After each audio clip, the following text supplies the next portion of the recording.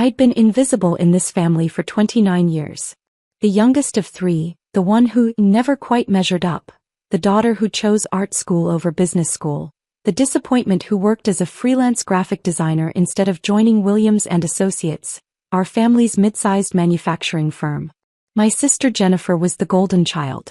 MBA from Wharton, VP of Operations at 26, Dad's right hand, Mom's pride and joy. My brother Marcus ran the sales division, drove a Tesla, lived in a penthouse downtown. They wore designer suits to family dinners. I wore thrift store cardigans and had paint under my fingernails. Sarah's doing her little art projects again, Jennifer would say at Thanksgiving, her voice dripping with condescension. How charming. Mom would smile tightly. Well, not everyone is cut out for real business. Dad barely looked at me anymore. I'd stopped being relevant to him the day I turned down his offer to work in the mailroom. Start at the bottom, work your way up, he'd said. I'd chosen a scholarship to an art institute instead. He'd called it throwing away your future. What they didn't know, what none of them knew, was that I'd been working 3 jobs through art school. Freelance design by day, coding websites at night, learning investment strategies in every spare moment. While they were building their careers inside Dad's company, I was building something else entirely. By 23, I'd saved $50,000. I started investing. Small positions at first, learning the markets, making mistakes, recovering. I discovered I had a talent for reading financial statements, for seeing value where others saw risk.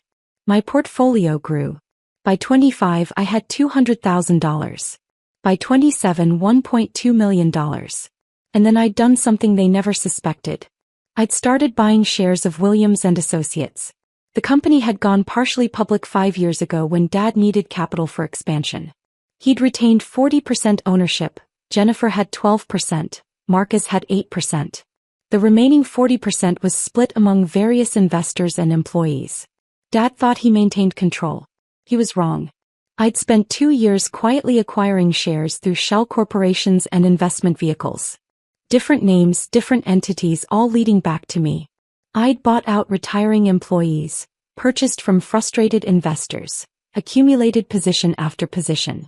I'd spent nearly $80 million total leveraging my returns, taking calculated risks. Now I own 78% of Williams and Associates. My father owned 40%. I own nearly double his stake. I controlled the company completely. And they had absolutely no idea. The Christmas board meeting was Jennifer's idea. A family business update, she'd called it, scheduling it for December 23rd, right before the holiday break. Just the core family, she'd specified. Decision makers only. I'd arrived in my usual jeans and sweater, carrying my laptop bag. Jennifer had looked me up and down. Sarah, what are you doing here? You said family meeting, I'd replied calmly. Family business meeting, Marcus corrected, adjusting his Rolex. You're not part of the business. I'm part of the family. Dad had sighed from the head of the conference table. Let her stay. She can take notes or something.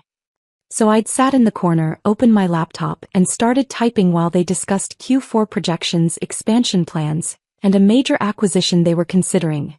A $50 million purchase of a competing manufacturer that would position Williams and Associates as the regional market leader. This is the big one, Jennifer had said, her eyes bright with ambition. This puts us on the map.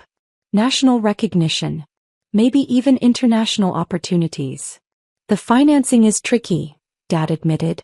We'll need to leverage our credit lines, bring in additional investors. Marcus, you'll need to court the venture capital firms. Already on it, Marcus said confidently. I've got meetings scheduled with 3 firms next week. Jennifer had pulled up a presentation on the main screen. Growth projections. Market share estimates. Revenue forecasts. It was impressive work. She was good at her job, I'd never denied that.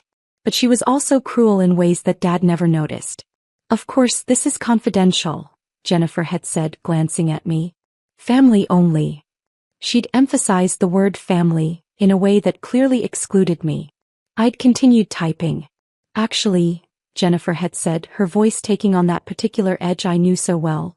Sarah, maybe you should step out for this part. This is sensitive business information. I'd looked up. I'm family. You're not part of the business, she'd repeated. You've made that very clear over the years. You chose your little creative career over this company. You can't have it both ways. Marcus had nodded. She's right. This is for stakeholders only. Stakeholders, I'd repeated quietly.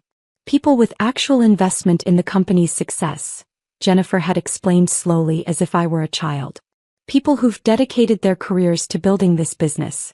Not people who paint. I do graphic design. Whatever. She'd waved her hand dismissively. The point is, you'll never be part of this company. You made your choice. This is for successful people. Dad had nodded his agreement. Jennifer's right, Sarah. This isn't personal. It's just business protocol. You understand. That's when my phone had buzzed. A message from Catherine Chin, my investment advisor at Hartwell Capital Management. The firm that managed my portfolio. The firm that held my controlling interest in Williams & Associates under various legal entities. The preview on my screen read, Ms. Williams, your $94 million controlling shares are ready for liquidation if you choose to proceed. Board documentation prepared. Awaiting your instruction. I'd stared at the message for a long moment. 29 years of dismissal. 29 years of being told I wasn't good enough, wasn't serious enough, wasn't part of the real family. 29 years of watching Jennifer receive praise for achievements I could have matched if anyone had believed in me. The acquisition they were planning would be transformative for the company. It was a smart move. Jennifer's analysis was solid. But they'd need every dollar of credit, every investor relationship, every bit of financial stability to pull it off. And I could end it with a single phone call. Sarah. Jennifer's voice cut through my thoughts. Did you hear me? We need the room. I'd looked up at her. Then at Marcus, smirking beside her. Then at Dad, who couldn't even meet my eyes. Actually, I'd said calmly, I think I'll stay. Jennifer's expression had hardened. This isn't optional. Get out. I'm a stakeholder, I'd said quietly. Marcus had laughed. What, you bought one share so you could attend meetings? That's pathetic even for you. Not one share, I'd replied. 78% of them. The room had gone silent. What? Jennifer's voice was sharp. I turned my laptop around, showing the screen.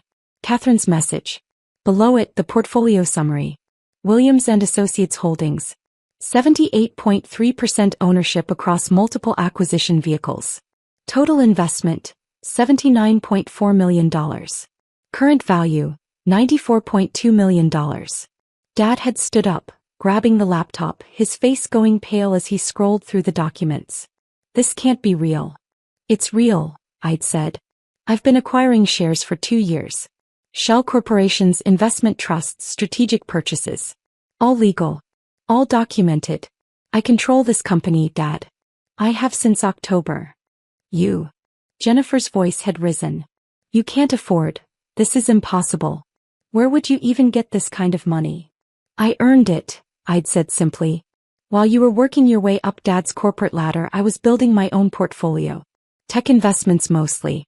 Some real estate. I did well. Marcus had been staring at his phone, his face growing red. The shareholder registry.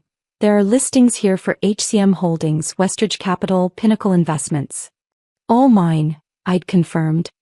Different entities, same owner. Me.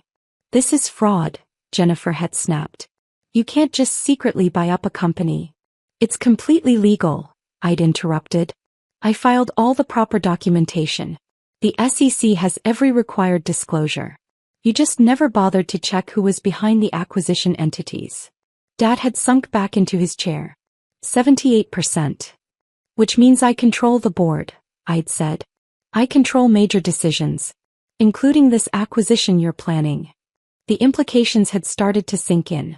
I watched it happen in real time, Jennifer's face going from red to white, Marcus's hand trembling as he set down his phone, Dad's eyes fixed on the table in front of him. The acquisition. Dad had started. Requires board approval, I'd finished. Which requires my approval. Since I hold the controlling interest. Jennifer had recovered first, her voice taking on a pleading tone I'd never heard from her before. Sarah, this acquisition is crucial. It's a game changer for the company. You saw the projections. This could transform everything. I did see them, I'd agreed. They're impressive. You've done good work. Then you'll approve it? Marcus had asked hopefully. I'd smiled slightly. You just told me I'll never be part of this company. That this is for successful people only. That I don't belong here. That was a misunderstanding, Jennifer had started. Was it? I'd asked. Because you've been saying versions of that for my entire life. At every family dinner, every holiday, every gathering. I'm the failure. The disappointment. The one who chose wrong. We didn't mean. You meant every word, I'd said calmly. And that's fine. You're entitled to your opinions. But you're not entitled to my money. Dad's phone had started ringing. He'd glanced at the screen, his face going even paler. It's Richard from First National. Our primary bank. You should probably answer that, I'd suggested. He'd stepped into the hallway. Through the glass conference room walls, I'd watched him talk, watched his expression shift from confusion to shock to something like panic. He'd come back in, his hand shaking slightly. They're calling our credit line, he'd said hoarsely. Richard says there's been a change in the shareholder structure that affects our debt covenants. They need to reassess our lending terms. That would be my acquisition, I'd said. Changes in controlling interest trigger covenant reviews. Standard banking practice. Jennifer's phone had buzzed. Then Marcus's. Both of them had looked at their screens, then at each other. The VC firms, Marcus had said. They're all backing out. They're saying there's uncertainty about company leadership. Word travels fast in investment circles, I'd observed. My own phone had rung. Catherine. I'd answered on speaker. Ms. Williams, I'm getting calls from several parties interested in your Williams and Associates holdings. There are 3 firms wanting to discuss acquisition of your position. Shall I tell them you're open to offers? Not yet, I'd said. I'm still evaluating my options. Understood. Also, I have the paperwork ready if you want to call an emergency board meeting. As controlling shareholder, you have the right to remove and appoint board members at will. Thank you, Catherine. I'll let you know. I'd ended the call. 3 sets of eyes had been staring at me. You're going to destroy the company, Jennifer had whispered. Everything Dad built. Everything we've worked for. I'm not going to destroy anything, I'd said. I'm going to make a business decision. The same way you've been making business decisions. The same way you decided I wasn't worth including. Sarah, please, Dad had started. Let me ask you something, I'd interrupted. If I had walked in here 2 years ago and said I wanted to invest in the company, wanted to be part of the business, what would you have said? Silence. Would you have taken me seriously? Would you have accepted my money? Or would you have laughed and told me to stick to my art projects? More silence. That's what I thought, I'd said quietly. So I didn't ask. I just did it. I built my own success, made my own money, and bought my way in. Because that's the only language you understand. Power. Money. Control. Marcus had tried a different approach. Look, we were wrong. We should have respected your choices. But this acquisition, it's not just about us. It's about the 200 employees counting on this company. It's about the community. The legacy. Don't, I'd said sharply. Don't try to guilt me with the employees. Where was your concern for people when you mocked my career? When you told everyone at Thanksgiving that I was wasting my life? His mouth had closed. My phone had buzzed again. Another message from Catherine. Reuters is reporting unusual trading activity in Williams and Associates shares. Expect media inquiries. Dad had seen it. Media. A $94 million position in a mid-sized manufacturing firm? I'd said. That's newsworthy. Especially when the controlling shareholder is the owner's daughter who was supposedly estranged from the business. Jennifer had stood up abruptly. What do you want? Money? Is this about money? We can arrange a buyout. We can find investors to purchase your position at a premium. With what capital? I'd asked. Your credit lines are being reviewed. Your VC partners are backing out. Your acquisition is stalled. Where exactly are you going to find $100 million to buy me out? We'll find it, she'd insisted desperately. Maybe you will, I'd agreed. But it'll take time. Months probably. Meanwhile, your acquisition target will move on to other buyers. Your market opportunity will close. Your expansion plans will collapse. Dad had finally spoken, his voice rough. What do you want, Sarah? I'd looked at him for a long moment. My father who'd barely spoken to me in 5 years. Who'd written me off as a failure, a disappointment, a waste of potential. I want respect, I'd said simply. I want to be treated like a member of this family, not an embarrassment you tolerate at holidays. I want acknowledgement that I'm successful too, just in a different way than you planned. Done, Jennifer had said immediately. Absolutely. We respect you. We always have. Don't lie, I'd cut her off. Not now. You didn't respect me. You don't respect me. You respect my money. There's a difference. My phone had rung again. This time it was a number I didn't recognize. I'd answered. Ms. Williams? This is David Stanton from the Wall Street Journal. I'm writing a piece about your acquisition of Williams & Associates. Can you comment on your plans for the company? I'd put the phone on speaker. I'm still evaluating my options, Mr. Stanton. There's speculation you might liquidate your position or force a sale of the company. Can you address those rumors? No comment at this time. What about the relationship with your family?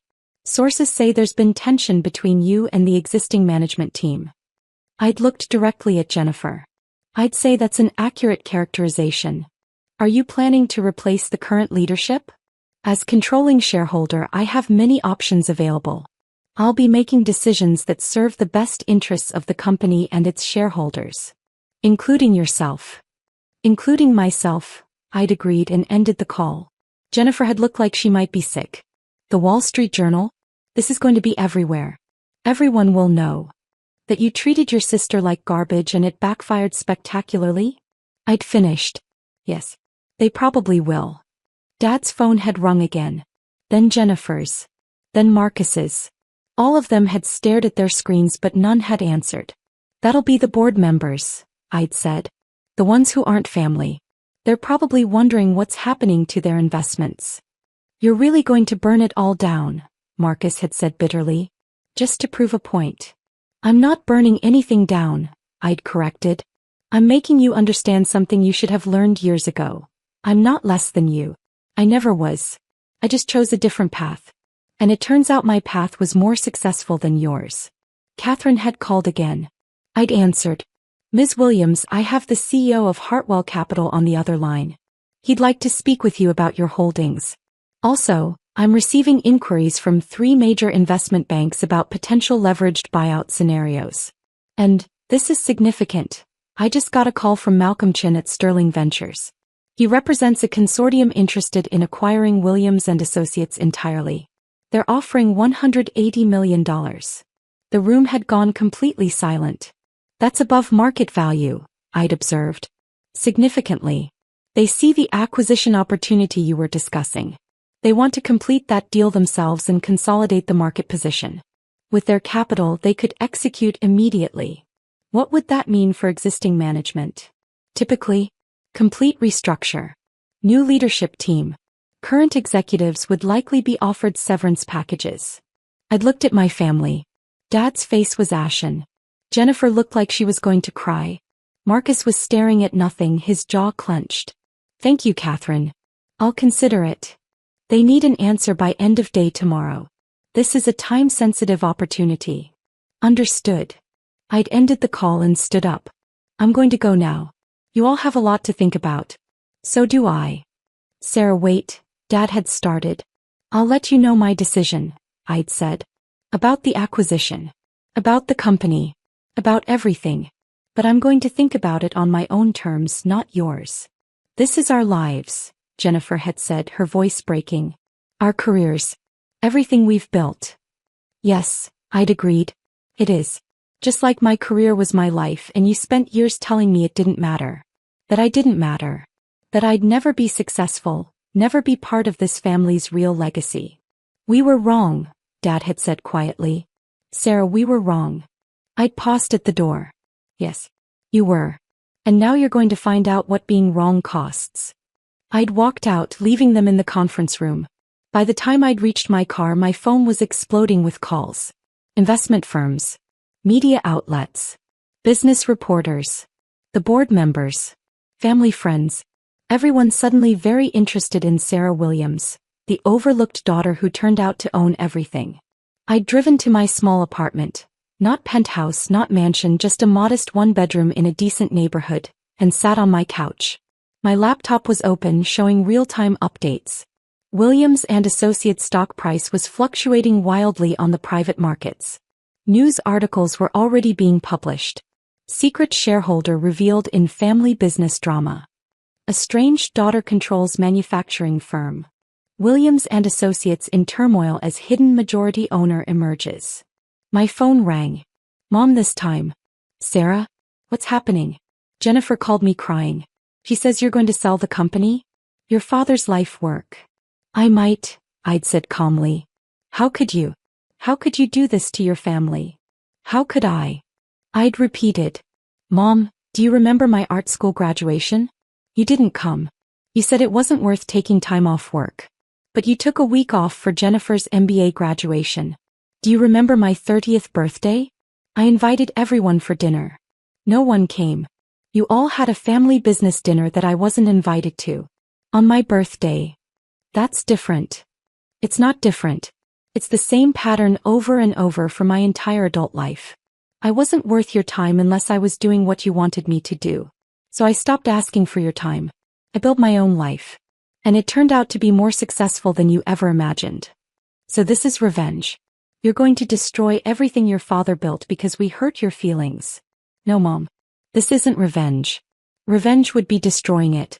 I'm considering my options as a businesswoman with a $94 million investment. That's what successful people do, right? Make hard business decisions. She'd been silent.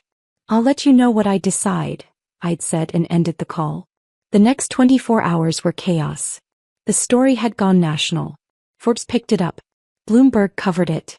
My inbox was flooded with interview requests, investment proposals, and messages from people I hadn't heard from in years.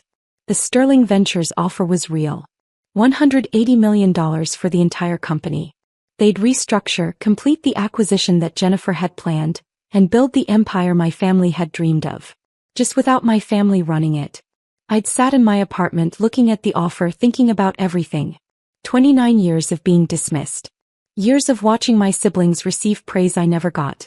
Years of family dinners where my accomplishments were charming, while theirs were impressive. But I also thought about the 200 employees. The real people whose lives depended on the company. The legacy that, despite everything my father had built from nothing. The fact that Jennifer's acquisition plan really was smart and Marcus's sales strategy really was working, and the company really did have potential. And I thought about who I wanted to be. Did I want to be the person who burned it all down? Or did I want to be better than they'd been to me? On December 24th at 4:47 p.m., I'd called Catherine Chin. I'm not selling, I'd said. You're keeping your position? I'm keeping my position. And I'm approving Jennifer's acquisition. But I'm restructuring the board. I want a seat. Not as silent investor but as active board member. I want quarterly meetings where I'm treated as the controlling shareholder I am. And I want company bylaws updated to reflect reality. Consider it done. Anything else? Yes. I want a formal apology from the executive team. In writing. Delivered to every board member and every department head. Acknowledging that they failed to respect a major shareholder and outlining steps to improve company culture. That's unusual. So is buying 78% of your family's company without them noticing, I'd said. Draft the documents. I'd sent the message to Dad's phone. Acquisition approved. Board restructure to follow. Check your email for terms. He'd called immediately. Sarah? You're approving it? You're not selling. I'm not selling. But things are going to change, Dad. I'm not the invisible daughter anymore. I'm the majority shareholder. And you're all going to treat me accordingly. Yes. Absolutely. Thank you. Sarah, I don't know what to say. Start with the apology letter, I'd said. Make it good. You've got a lot to apologize for. The acquisition had gone through. Williams and Associates had completed the purchase of their competitor, expanded their market position and secured the financing they needed, because banks and investors were a lot more confident when they knew the controlling shareholder was a woman who'd turned $50,000 into $94 million. The business press had loved the story. The hidden genius of Sarah Williams. How one woman outsmarted her family's business empire. Underestimated daughter becomes controlling shareholder. At the next board meeting in January, I'd sat at the table. Not in the corner taking notes, but in a board seat with my nameplate and my voting authority displayed clearly on the agenda. Jennifer had been polite. Professionally polite. Marcus had been respectful. Dad had been different. Quieter. More thoughtful. Less dismissive. Before we begin, Dad had said, I want to formally acknowledge Sarah Williams as our controlling shareholder and welcome her to the board. We're grateful for her support of our expansion and look forward to her guidance going forward. It wasn't the emotional apology I might have wanted years ago. But it was acknowledgement. It was respect. And it was real. After the meeting, Dad had caught me in the hallway. Sarah? Can we talk? I'd stopped, waited. I owe you more than what I said in there, he'd said quietly. I owe you an actual apology. Not a corporate statement. A father's apology. Okay. I underestimated you. For years. I thought because you didn't choose my path you weren't successful. I was wrong. You're more successful than any of us. You're smarter than I gave you credit for. And you're a better person than I've been to you. I'd felt something loosen in my chest. Thank you. I'd like to try again, he'd said. If you'll let me. Not as chairman to shareholder. As father to daughter. I'd looked at him for a long moment. That's going to take time. I understand. But I'm willing to try. He'd nodded, his eyes bright. That's more than I deserve. I'd walked out of that building as a different person than I'd walked in. Not because I'd gotten revenge. Not because I'd destroyed anything. But because I'd proven, to them and to myself, that I was exactly as capable, as intelligent, and as successful as I'd always known I could be. They just needed $94 million worth of proof to see it.